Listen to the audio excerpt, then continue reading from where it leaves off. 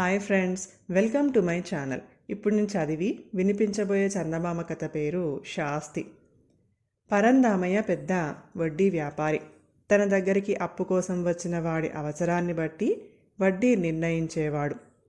ఒకసారి జయరామయ్య అనే రైతు వచ్చి, అయ్యా, నేను నా కూతురి పెళ్లి ప్రయత్నంలో ఉన్నాను. సంబంధం కుదరగానే పెళ్లి ఖర్చుకు 10,000 కావాలి. ముందుగానే మీకు చెప్పుదామని వచ్చాను. వాయిదాల మీద తీర్చగలను అన్నాడు. అంత పెద్ద మొత్తం జయరామయ్యకు ఇచ్చేవాడు మరొకరు ఊళ్ళో లేడు. అంతేకాక అతనికి ఇది తప్పే ఖర్చు కాదు. అందుచేత పరంధామయ్య 10,000 సర్దటానికి సమ్మతించుతూనే వడ్డీ మాత్రం చాలా హెచ్చుగా ఇయ్యాలని జయరామయ్యతో అన్నాడు. అయ్యా, నేను అంత వడ్డీ ఇచ్చుకోలేను. అంతగా అయితే ఖాళీగా ఉన్న మా తాతల నాటి భవనం తెగ నమ్మి పిల్ల పెళ్లి చేసుకుంటాను అంటూ జయరామయ్య వెళ్ళిపోయాడు. చేతికి చిక్కిన చేప జారిపోయినట్టయింది పరంధామయ్యకు.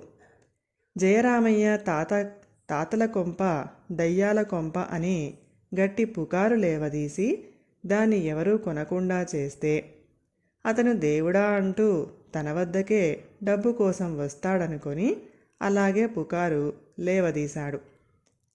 జయరామయ్య మరికొన్ని చోట్ల అప్పు పుట్టించే ప్రయత్నం చేసి ఆ ప్రయత్నాలు ఫలించక ఇల్లు అమ్మకానికి పెట్టేసరికి అది దయ్యాల కొంప అని విని ఎవరూ కొనటానికి రాలేదు.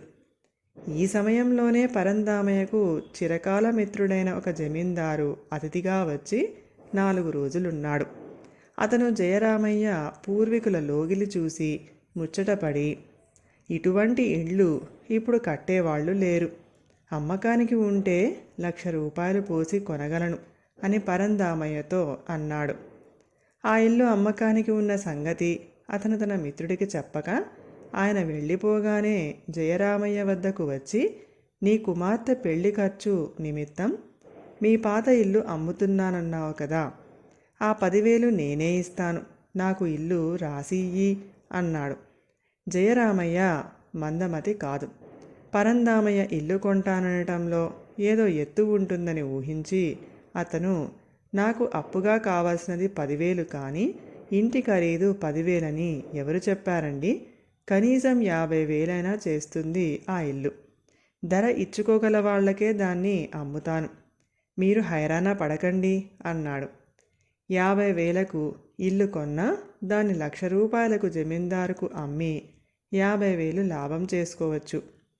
అందుకని పరంధామయ్య సంకోచించకుండా జయరామయ్యకు 50,000 ఇచ్చి ఆ పాతకాలపు ఇల్లు కొనుక్కున్నాడు. ఏదో అనేశాడే గాని తన పాత ఇల్లు 20,000కైనా అమ్ముడవుతుందని జయరామయ్య కలలో కూడా అనుకోలేదు. అతను తన కూతురికి వైభవంగా పెళ్లి చేసి కొంత పొలం కూడా కొనుక్కున్నాడు.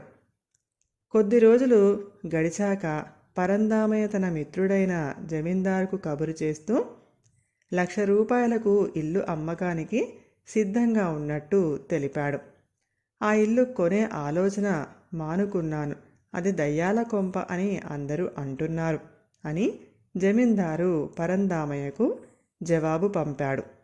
పరంధామయ్య తాను తీసుకున్న గోతిలో తానే పడ్డాడు. కథ సమాప్తం. ఈ కథ కనుక మీకు నచ్చినట్లయితే ప్లీజ్ లైక్ చేయండి, షేర్ చేయండి. మరిన్ని మంచి మంచి కథల కోసం మా ఛానల్ని సబ్స్క్రైబ్ చేసుకోండి. Thank you.